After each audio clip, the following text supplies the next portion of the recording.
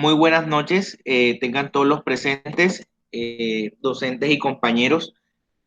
Posterior a una ardua revisión bibliográfica, haremos la presentación del siguiente artículo, el cual se titula en inglés Disparity Between Preoperative and Precisional Intraoperative Parathyroid Hormone and Parathyroid Surgery, el cual traduce al español disparidad entre la hormona paratiroidea preoperatoria y prescripcional en la cirugía paratiroidea.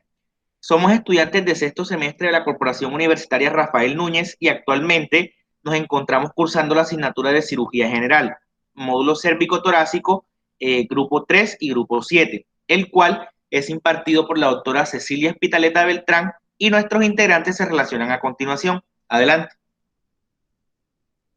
Cristina Benedetti López, Natalia Estrada Arrieta, Laura Julio Howard, Dodi José Miranda Verbel y quien les habla, Daniel Eduardo Martínez. Adelante. Nuestro artículo se caracteriza porque en la parte superior encontramos el título de nuestro artículo y sus respectivos autores, el cual fue recibido y publicado en el año 2018. A manera de crítica general, tenemos que no cumple con el tamaño de fuente indicado y tampoco corresponde al tipo de letra. Sí se puede observar el lugar de procedencia, además el título no se ajusta al número de palabras correspondientes y tampoco respeta las letras mayúsculas en donde solamente la primera debería serla en el título. Destacamos que el título del artículo se presenta en inglés y que a su vez el título coincide tanto con los objetivos como con la conclusión. Con respecto a los autores, se observa que comienza nombrando al autor principal, pero no se evidencia el superíndice con los números romanos. No se evidencia las atribuciones del autor, pero sí se evidencia el año de recibimiento y el año de publicación, que es el año 2018. En este resumen, pues se encuentra bien estructurado y continuo, se encuentra redactado en tercera persona del singular y en pasado. Este incluye introducción, objetivos, métodos, resultados, conclusión y cada uno con sus ideas principales. La introducción no se encuentra, pues, adelante. La introducción, como les venía diciendo, no se encuentra con fuente en verdana de tamaño 11 y esta habla de todos los temas principales del texto y al final resalta los objetivos que se tienen en el estudio y define muy bien el problema de dicha investigación. Todos los nombres de las enfermedades se encuentran en minúscula y tiene la bibliografía citada correctamente, pero tiene más de 4 referencias citadas. Abordando la temática como tal, tenemos que el hiperparatiroidismo es un trastorno endocrino, el cual va a estar caracterizado por un exceso de hormona paratiroidea o PTH y una causa común de hipercalcemia.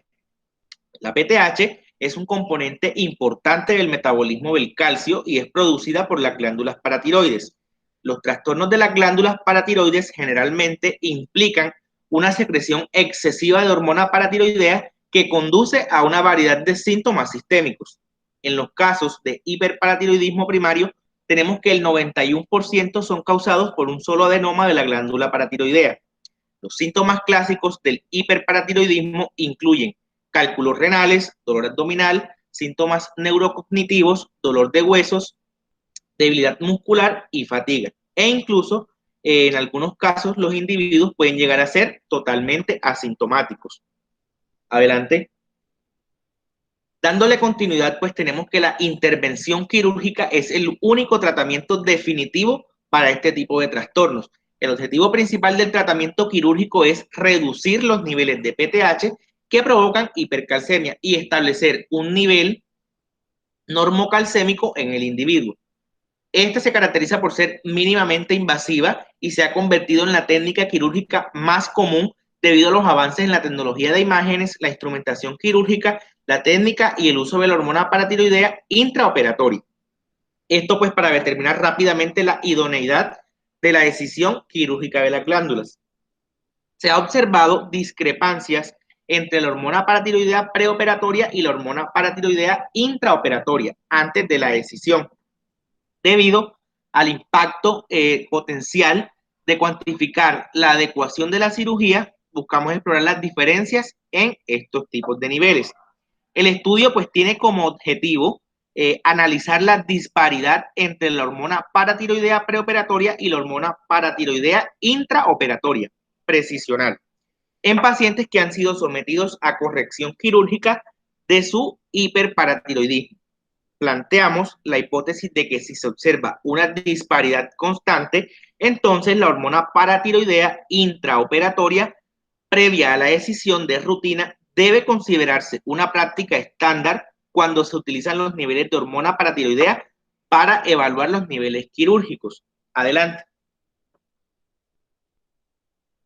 Llegamos a los métodos donde tenemos que se realizó una revisión de carácter retrospectivo de las historias clínicas y análisis de 33 pacientes adultos tratados por hiperparatiroidismo en un centro de atención académico de carácter terciario desde septiembre de 2009 hasta marzo de 2016.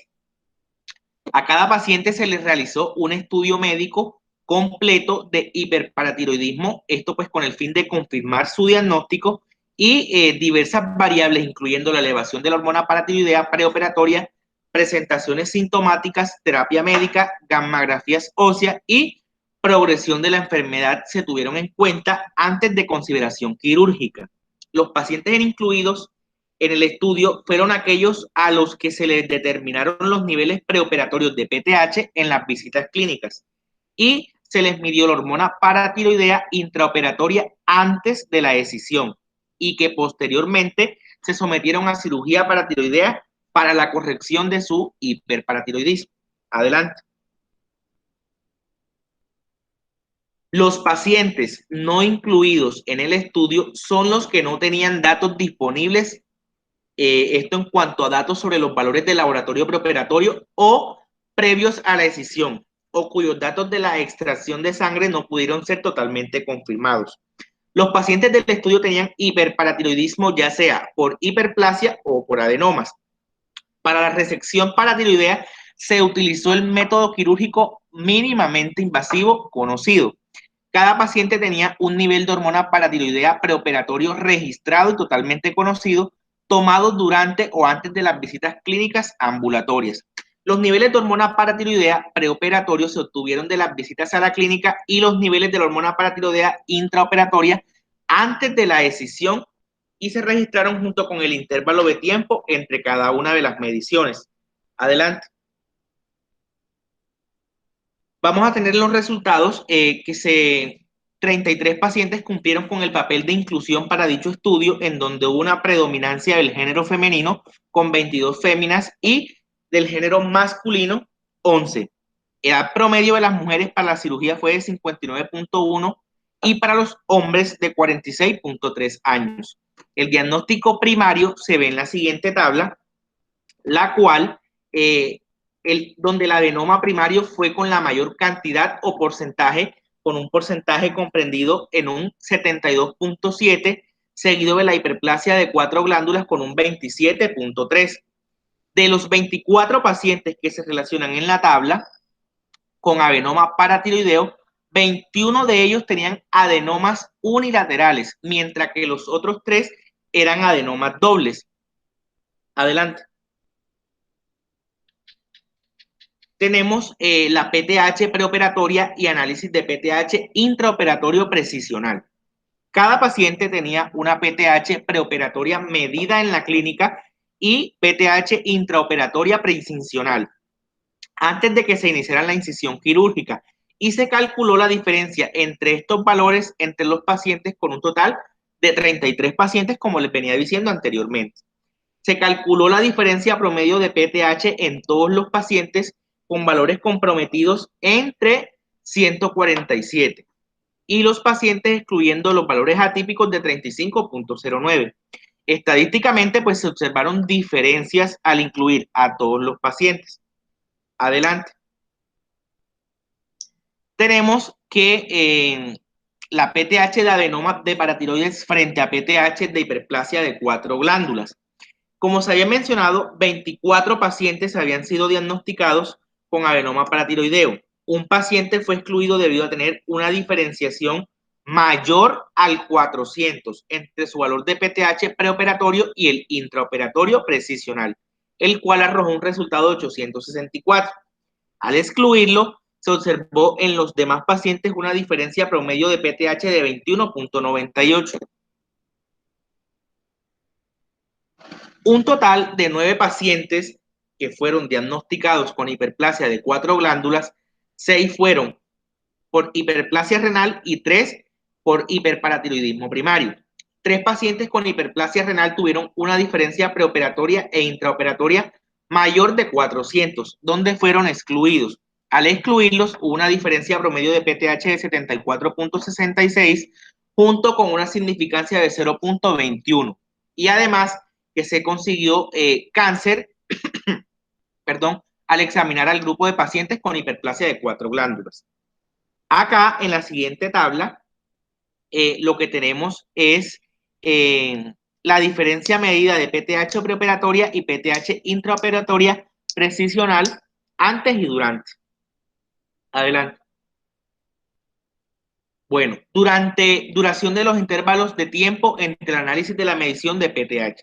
Se calcularon los periodos de tiempo entre las fechas de la PTH preoperatoria y la PTH intraoperatoria preincisional para cada paciente y se calculó el tiempo medio entre 48 y 32 días y se reveló una correlación débil.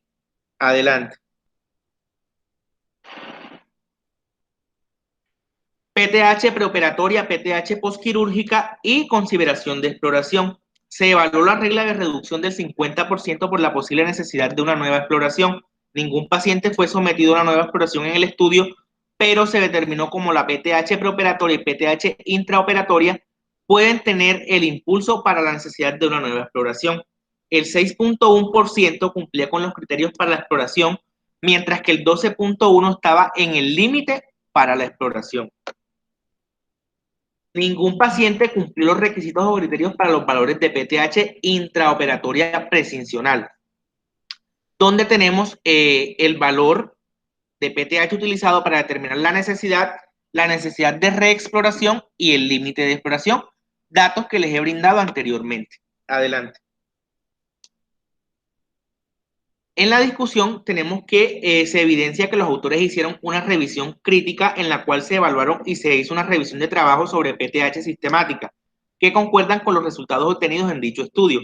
Por otro lado, se tomaron en cuenta factores que pueden demostrar que existe un rango de error en el estudio para la práctica quirúrgica en ciertos casos, como pueden ser los falsos positivos. Adelante. A manera de conclusión, debemos abonarle a la conclusión, pues que es clara y precisa. En ella no repiten lo dicho en los resultados del estudio y responde adecuadamente a los objetivos planteados por los investigadores. A su vez, el artículo nos dice que se encontraron diferencias estadísticamente significativas entre los niveles preoperatorios de PTH y de PTH intraoperatorio antes de la incisión. En términos generales, lo planteado por los autores es coherente con el resto de la investigación y con lo expuesto por autores de investigaciones anteriores sobre este tema. Estos avances en el control de los niveles de PTH permiten a los cirujanos evaluar con mayor precisión el éxito de la resección quirúrgica de las glándulas paratiroides, volviendo a un estándar en esta misma sustituyendo otras técnicas anteriormente conocidas. De esta forma se considera que la disminución de la PTH al rango normal y o a una caída delta superior al 50% del nivel se consideró idóneo para que se realice la resección quirúrgica. El monitoreo de la PTH pues se realiza de diferentes formas. Los valores obtenidos y el número de muestras tomadas van a ser un indicativo del costo-riesgo de la cirugía. Esto es una relación directamente proporcional, indicando si es o no favorable la realización de ella. El estudio pues demuestra que los niveles de PTH antes de la incisión y después de ella tienen una diferencia de al menos 35, lo cual indica que los resultados de esta antes de la incisión son fundamentales para reducir la posibilidad de que se produzcan caídas intraoperatorias. La mayoría de los centros médicos utilizan métodos de inmunoensayo de segunda o tercera generación para su análisis. Los métodos de inmunoensayo de segunda y tercera generación usan dos anticuerpos monoclonales dirigidos contra diferentes regiones del residuo, N-terminal y C-terminal. Esto pues para medir los niveles de PTH. En resumen, el establecimiento de mediciones precisas de PTH facilitará la toma de decisiones sobre cuándo es necesaria la exploración y la forma quirúrgica, perdón. La exploración de la glándula requiere un mayor tiempo de quirófano para el paciente, junto con estos, lo que va a generar es un mayor costo. Debido a la naturaleza invasiva de una exploración de la glándula, que existe un mayor potencial de complicaciones quirúrgicas, que van a incluir parálisis del nervio laríngeo superior y recurrente, lesión tiroidea intragénica e hiperparatiroidismo no intencional. Es necesario pues tener en cuenta la gran posibilidad que se presenten resultados falsos negativos, los cuales pues llevarán a fracasos quirúrgicos, para cubrir las posibilidades que lleven a que se presente este escenario. No siendo más, esto ha sido todo por hoy en nuestra revisión bibliográfica. Espero que haya sido de su agrado. Muchas gracias.